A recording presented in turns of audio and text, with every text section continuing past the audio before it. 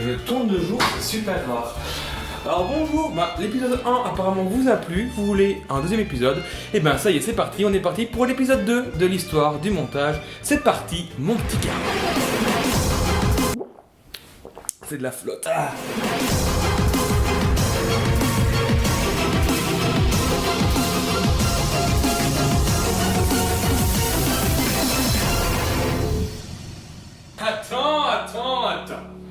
La semaine dernière, t'as parlé de la reine machin chose là qui s'est fait décapiter.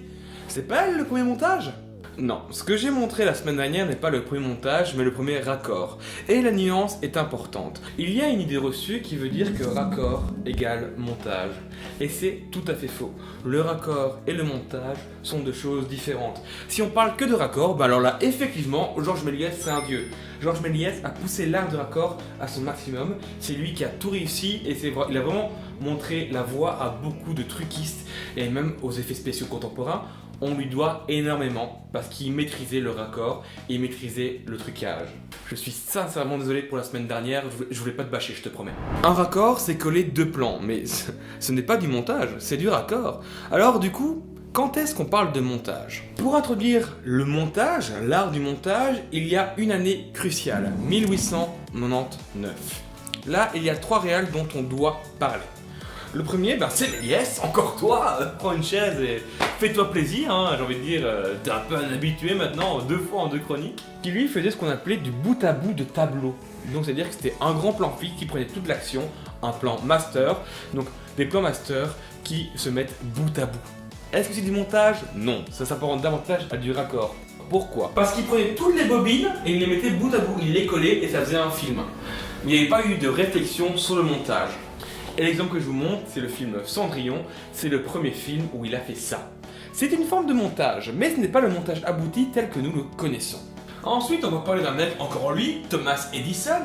Dieu que je n'aime pas ce type, et je pourrais faire une vidéo entière pour dire à quel point je n'aime pas ce gars. Mais bref, il a fait un court-métrage sur la ruée vers l'or, où là, il y avait 5 plans qui se suivaient en bout à bout.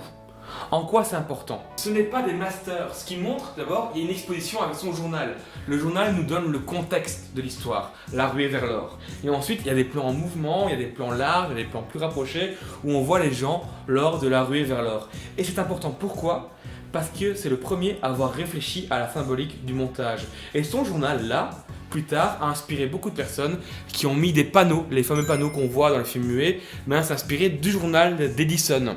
Et les plans, comme ça de prime abord, n'ont pas l'air d'être connectés. C'est ensemble qui donne du sens. Et c'est une des premières théories du montage qui a été élaborée bien plus tard par un gars nommé Lev Gouetchov, dont on reviendra si j'ai le courage, parce que c'est beaucoup trop vague le cinéma russe. Mais en gros, un plan A a une signification A, un plan B a une signification B, et les deux ensemble donnent une signification C. C'est ce qu'on pourrait appeler un montage primitif.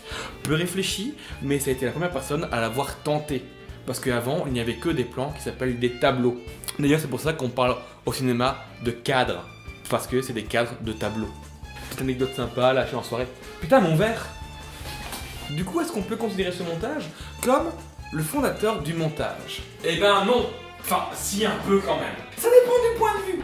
Si pour vous, le montage correspond juste à cet ensemble de 2 plans qui créent une nouvelle signification, alors oui, Thomas Edison, malheureusement pour moi, Thomas Edison a inventé le montage. Par contre, il y a un deuxième type de montage, et c'est le montage qu'on utilise le plus actuellement. C'est le montage que vous bouffez constamment, sur Netflix, sur YouTube, à la télévision, cinéma, théâtre, non pas théâtre, tout le temps. Pour beaucoup de personnes, le montage est plutôt un découpage d'action en unités de plan. C'est pas clair, j'explique. Sur un plan large, je laisse mon verre, et sur le gros plan, je bois mon verre. And the BAFTA goes to...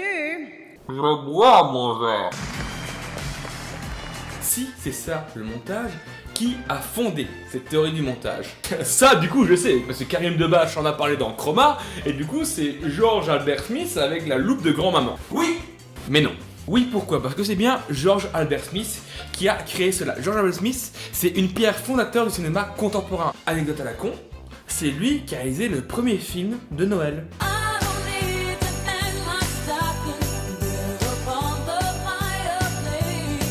Au diable, Edison. Edison ne comptera jamais pour moi. Par contre, George Albert Smith, lui, est un cinéaste qui a tout fait évoluer. Alors, pourquoi tu as dit non? Dans Chroma, juste parce qu'il n'a pas été plus loin dans le développement, ce qui est tout à fait compréhensible, c'est qu'il laisse entendre que La loupe de grand-maman est la première fois qu'on découpe une action en unités de plan.